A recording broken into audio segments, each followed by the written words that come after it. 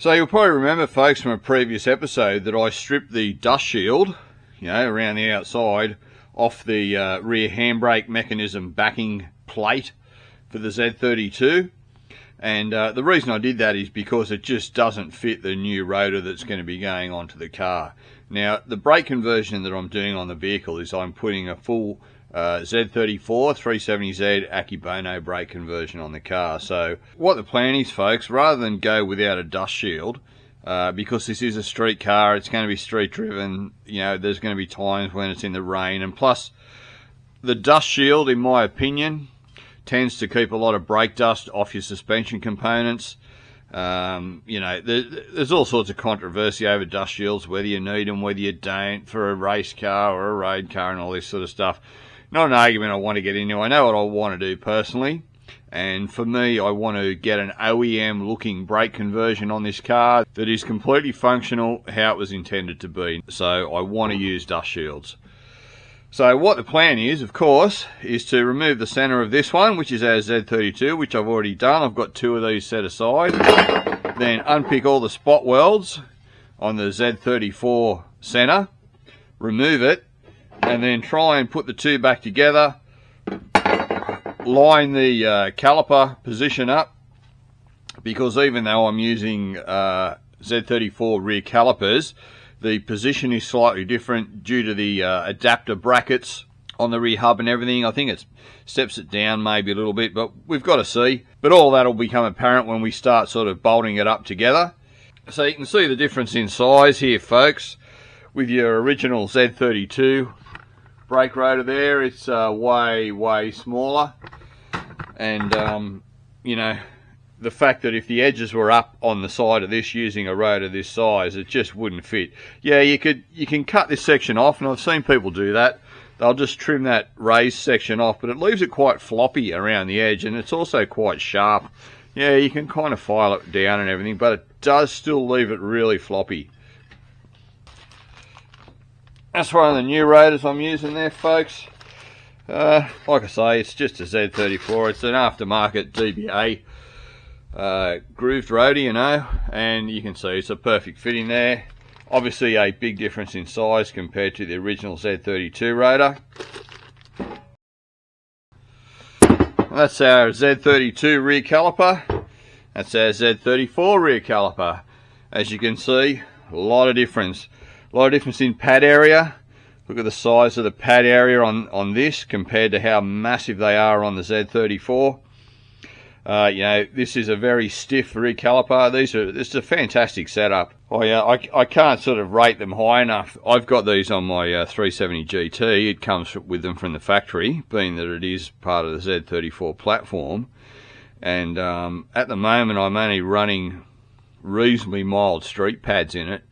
And at the power level the car has now, which is a tad over 500 horsepower at the wheels, they are absolutely fantastic. And I do have some more aggressive pads to put in it if I ever feel the need, like if I feel there's not enough brake there for me. But I'll tell you what, I'm a big fan of the Akebonos.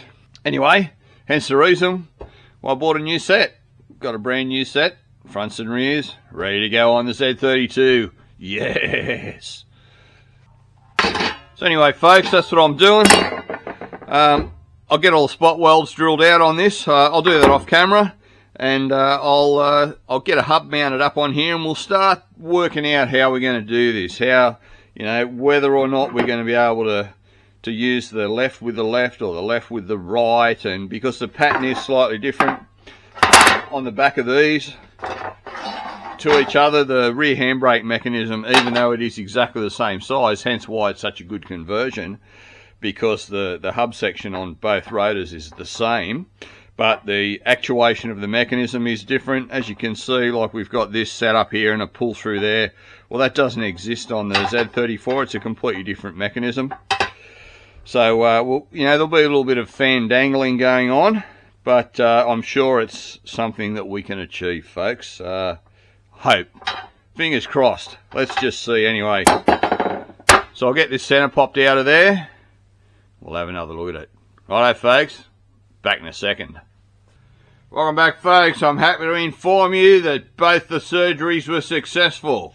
we have had successful separation of both patients, and they're both still alive. How bloody good's that? Alright folks, so this is what you kind of get here.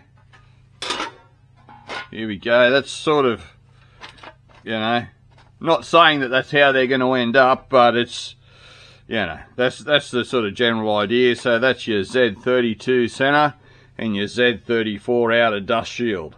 So really all we've got to do now is sort of fit this onto the hub, fit the center into the hub, dust shield on the back, bolt up the caliper, work out exactly where the rotation of the caliper is in relation to this hole, mark the two together, and then re-spot weld them, and you know, we should be sort of pretty done, I reckon. So I'll just go and get one of the hubs out, folks, and I'll start setting this up. Rightio. Alright, I'm back. I'm set up here now, folks. I've got a few things to show you. So what we have here is pretty much how we're going to end up. So we have the 370Z brake dust shield on the outside, and then on the inside there we have the Z32 intersection of the dust shield, which holds your handbrake mechanism and all that kind of stuff. And the two are ready to be sort of put together. So I'll just take this off. And the inside there, I'm just using the axle bolt holes there to help line it up, and you can see what we have there, folks. A little bit of trimming being done here and there. You probably can't tell too much what's been trimmed, but I'll just drop these out and just sort of show you how it sits when we have it the other way.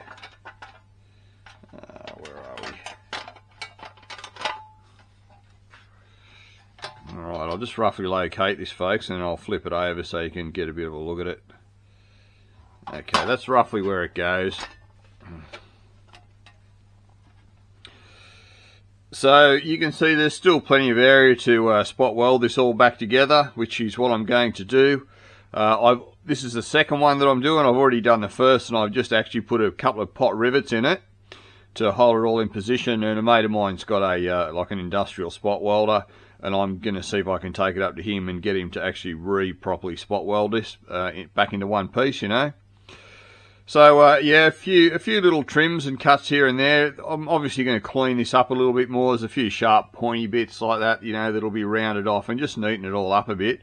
But I've got it so that it actually fits now on the unit there, and does the whole job. And while I'm at this point, folks, I'll just show you a couple of things here. In order to fit the rear Akebono calipers onto the Z32 rear upright, you actually have to modify the caliper. Now, I'll just show you in here what I've done. So this is the section that needs to be modified. You have to grind or machine out this section here, because one of the original mounting points for your original calipers interferes. That's the only modification that needs to be made. You can see it's not through really a structural part of the caliper. Really, it's just this sort of thin ledge here that's a bit of a shield for the rear brake pad. And you also have the benefit of the large heavy metal backing plate that ties the two ears of the caliper back together anyway. So in my opinion, the structural integrity of the caliper hasn't been diminished at all. I am going to have this engineered when the car's finished. I'm sure the engineer will be happy with it. Like I say, from this side you can see that there's, you know, you've got this big metal plate here tying the two ears together anyway, and the way the forces act on the caliper, I just feel that it will have absolutely no impact on it. Oh God, it's quite heavy. Plenty of cars getting around with this brake conversion done, and I've never heard of any of them having any problems with this part of the brake caliper that's been modified like this. When you buy a kit from Z1, it already has the caliper machined in this way, but I just bought the mounting brackets myself, bought the calipers myself, so therefore you're in a position where you have to do your own modification to the rear caliper. Front caliper's a different story. There's no modifications, it's just a bolt-on fit. Your front adapter bracket bolts on, and your calipers bolt onto the adapter bracket, no machining or anything required. But that's what you have to do to be able to set the caliper up in position. That's one of the first things you have to do when you're doing this modification to the dust shields. You've got to know where your caliper sits, because you have to line up the cutout in your dust shield with the caliper. And that's roughly where this kind of sits there when it's kind of finished. So yeah, that's what we'll end up with, folks. I'll just take this off the bench and I'll show you the one that I've already done. Oh. So this one's mostly together, folks. You can see the dust shield's on. Like I say, there's two small pot rivets holding it in the exact position that it needs to be in. It isn't spot welded yet, but it will be soon. You can see the caliper's properly mounted, and I actually have a brake rotor on it, which I'll flip this over and you can suss it out. So there you go, folks. That's the new brake setup for the Z32.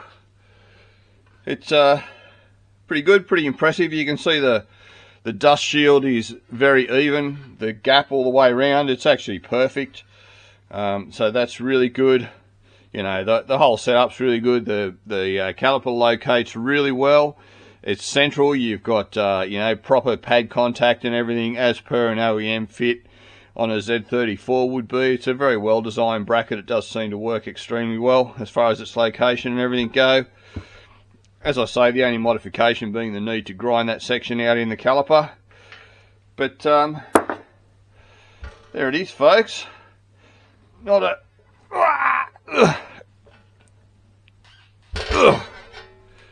not a bad sort of a thing. Bit of work, but you don't get nothing for nothing, folks. So these guys are pretty much done now, folks. The next time you guys see them, I'll probably be in the process of bolting them up onto the car. Very happy with this, folks. Really glad I decided to do these dust shields. It just gives a factory-like OEM finish to this brake conversion. I also have a set of dust shields for the front brakes as well, so hopefully I'm going to do the same thing on that. I don't think there'll be as much involved in it. I don't really know, but I do have another set, as I say, 370Z front dust shields. It didn't cost me very much. I bought them from a wrecker that I can frig around with. If I use them, I use them. If I don't, I don't. No big deal. And just like magic, folks, they're welded, painted, and assembled onto the hubs. Oh, isn't that just fantastic? All ready to go. Beautiful. Alright, folks, well, I think that'll just about do it for this video. I hope you liked that short installment on my version of how to sort of do the rear Akebono brake conversion. I just think this is you know, something well worth doing with the dust shields. And next week we will be reinstalling the entire rear axle assembly and mounting these hubs back on it. I know that for a fact because I've actually already done it. I just have to edit all the video and load it up for next week. So thanks for stopping by the Aussie Shed, folks. Hope you liked the video. If you did, give it a thumbs up. Remember to leave a comment, subscribe to the channel, and all that fabulous stuff, and I'll bloody well see you on the next one. Cheers.